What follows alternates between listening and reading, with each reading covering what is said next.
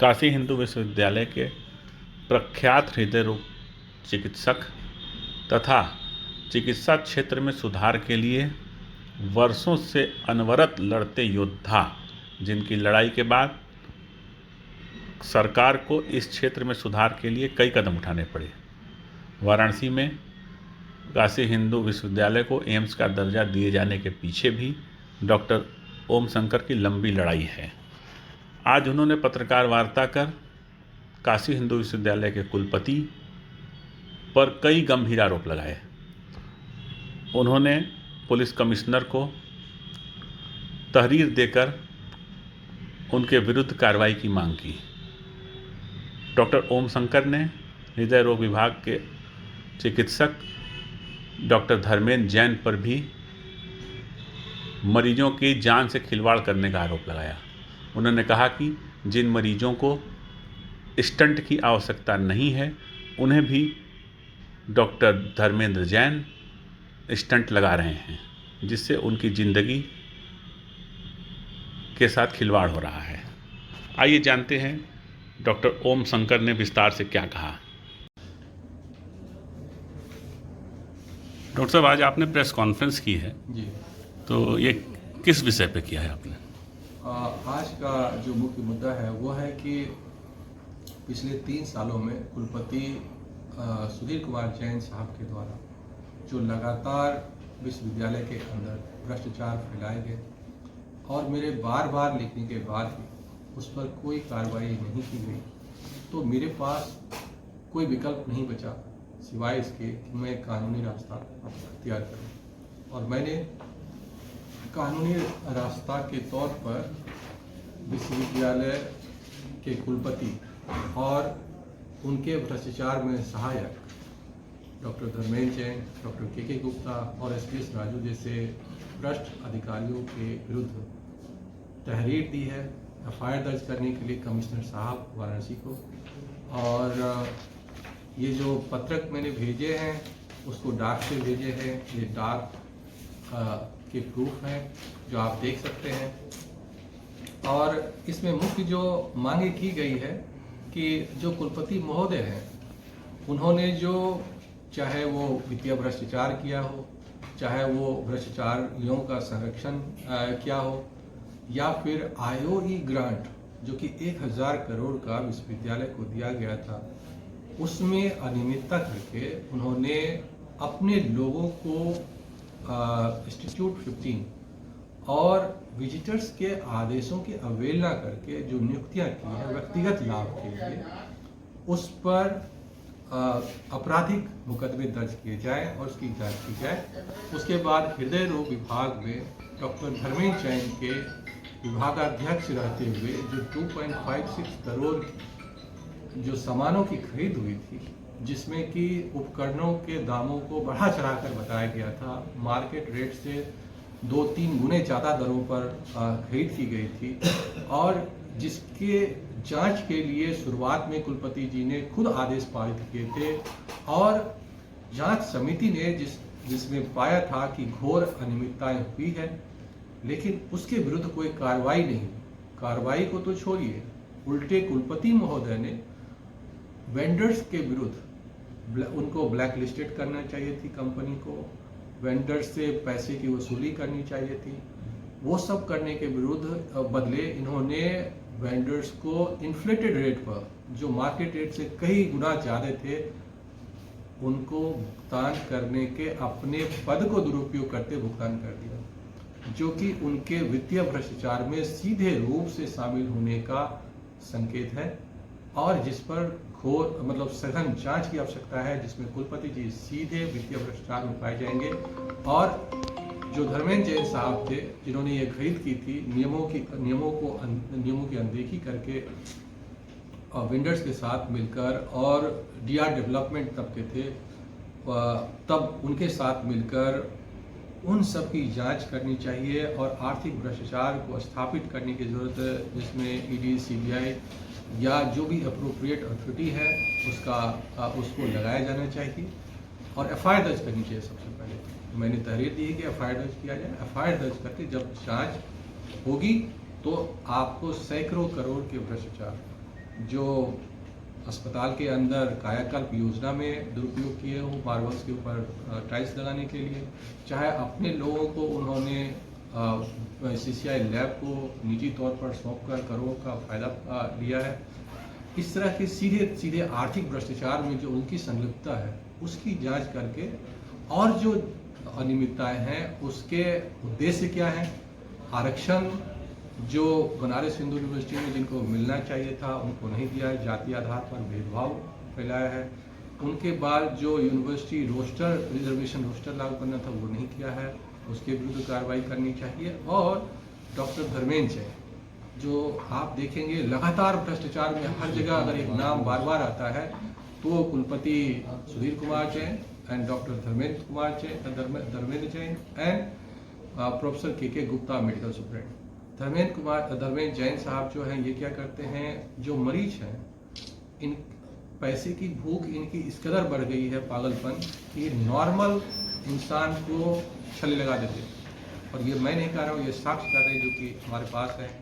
उसमें कमेटी की रिपोर्ट, मतलब जो स्वस्थ व्यक्ति है जिसको जरूरत नहीं है, बिल्कुल जो स्वस्थ व्यक्ति हैं उनके हृदय में छल्ले लगा दिए गए हैं, ऐसा समिति का जांच समिति का कहना है, जो कि मतलब बहुत बड़ा आप अपराध कह सकते हैं इसको। और लोगों के इथिकल कमेटी होता है, कोई भी अगर आप शोध भी कर रहे हैं तो उसको इथिकल कमेटी कहते हैं, तो उससे इसका क्लियरेंस लेना होता है, मरीजों को बताना होता है कि इसमें आपके ऊपर मैं जानलेवा रिसर्च कर रहा हूँ जिसमें आपकी जान चली जा सकती है। ऐसा कुछ नहीं बताकर उन्होंने चुपके से उनके ऊपर शोध किया, शोध भी नहीं कह सकते उसको, मतलब जो भी अपने फायदे के लिए छल्ले लगाए और छल्ले से जो उनको धन का लाभ हुआ है, ज़्यादा पैसों वाले छल्ले लगाकर और गलत तरीके से धन की उगाही की है। इसके विरुद्ध जांच जो करने मतलब जांच कमेटी ने बताया है कि कार्रवाई फिर होनी चाहिए उसके विरुद्ध, लेकिन कुलपति जी उन पर कोई कार्रवाई नहीं कर रहे हैं। ये एक बहुत ही गंभीर मसला है। और ये कब का मामला है डॉक्टर साहब? ये मामला जो है लगातार चल रहा है, पिछले एक डेढ़ सालों से इसकी जांच चल रही थी। अब जो है आप देखिए, ये नंबर 1 अगर आप देखेंगे तो मैंने सवाल पूछे हैं कि आपने पहले सभी इसमें 7 मेंबर्स थे, उससे सवाल पूछा मैंने। 6 आदमी ने बताया कि खून की नली जो थी नॉर्मल थी, जिसमें छल्ले लगाए, और नॉर्मल खून की नली में छल्ले लगाकर उन्होंने नई बीमारी पैदा की जो नहीं थी। जीवन भर आप उनको दवाएं लेनी पड़ेगी, जो बीमार नहीं थे वो बीमार हो गए। तो ये एक बहुत ही गंभीर मसला था। और ऐसे अच्छा, ये आरोप सिद्ध हो चुका है? हाँ, ये कमेटी का रिकमेंडेशन है, ये मेरा कुछ कार्रवाई कोई नहीं हुई? कार्रवाई कुलपति जी नहीं करते इस पर। कुलपति जी सिर्फ भ्रष्टाचार का संरक्षण देते हैं, भ्रष्टाचारियों का संरक्षण देते हैं, खुद भ्रष्टाचार करते हैं, कार्रवाई कुछ नहीं करते हैं। नहीं तो एज अ मेडिकल प्रैक्टिशनर उनके विरुद्ध क्या कार्रवाई हो सकती है? इन पे ये अटेम्प्ट टू मर्डर का कार्रवाई हो सकता है, क्योंकि आपने जानबूझकर उनको हार्म पहुंचाया है, उसके लाइफ को थ्रेट में डाला आपने। जिनको बीमारी नहीं थी उसको अपनी बीमारी। इसके पूर्व आप विभागाध्यक्ष थे और वो आपके अधीन थे, तो ये अगर उस पीरियड का वो काम है, मैंने ही जांच करवाया ना, तो जांच में आया, तो विभागाध्यक्ष के पास कोई पावर नहीं होती है कार्रवाई करने की? कार्रवाई का नहीं, सिर्फ रिकमेंडेशन का पावर है। ये बनारस हिंदू यूनिवर्सिटी में कार्रवाई प्रोफेसर के विरुद्ध एग्जीक्यूटिव काउंसिल कर सकती है, वाइस चांसलर के रिकमेंडेशन। तो इस तरह से पूरे हर जितने भी भ्रष्टाचार हैं उस सबका एक संकलित रूप, पेड़ कटाई से पैसे उगाई हो। नहीं डॉक्टर साहब, आप बता रहे थे कि एक आपने तहरीर भी दी थी FIR के लिए। हाँ, इसी सब पर। तो वो आपने कब दिया था और उस पर क्या कार्रवाई हुई? कल शाम को रजिस्टर्ड कोर्ट से भेजा है तहरीर, और आज संभवतः जो है चूंकि यहीं से भेजा है और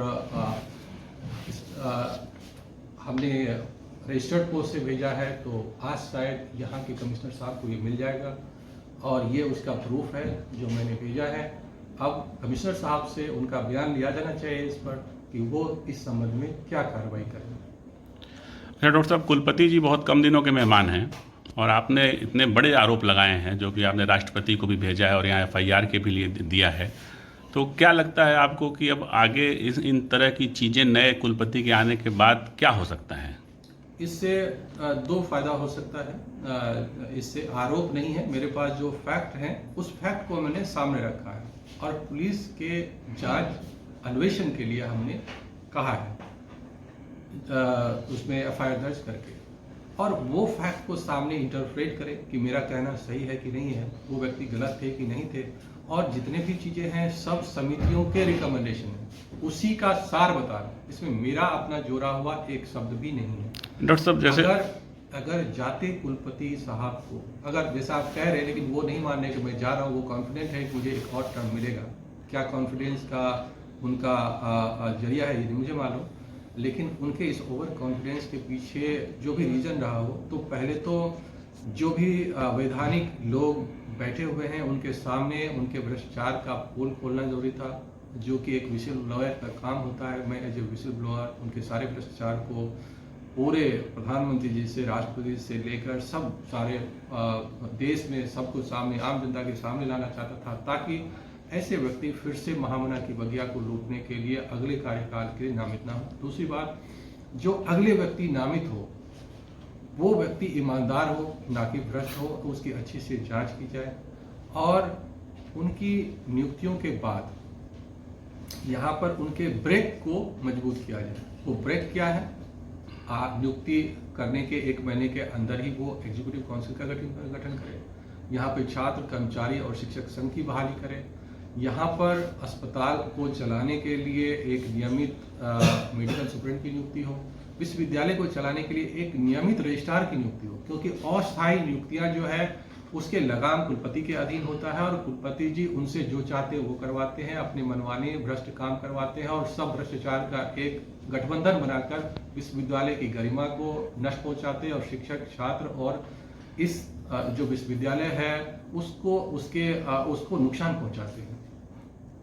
डॉक्टर साहब, प्रधानमंत्री जी का ये संसदीय क्षेत्र भी है और आप जैसा आपने आरोप लगाया और सिद्ध भी तमाम जगह से हुआ है कि बीएचयू में तमाम भ्रष्टाचार और उसका पूरा काकस बन चुका है, तो आप प्रधानमंत्री से सीधे क्या आप मांग करेंगे? हम प्रधानमंत्री से मांग करेंगे कि जितने अगर बनारस हिंदू यूनिवर्सिटी जो है इस आसपास जो आपका संसदीय क्षेत्र है वहाँ के आसपास के लोगों के दिल से सीधा जुड़ा हुआ है। अगर आप यहाँ पर जो भी गलत कार्य होगा, अगर कोई गलत व्यक्ति बैठेगा और वो अगर कानून सम्मत काम नहीं करेंगे तो इससे आपकी गरिमा को ठेस पहुंचेगा, आम जनता में आपके प्रति दुर्भावना पैदा होगी, शायद जो आपने पिछले चुनाव में देखा भी होगा।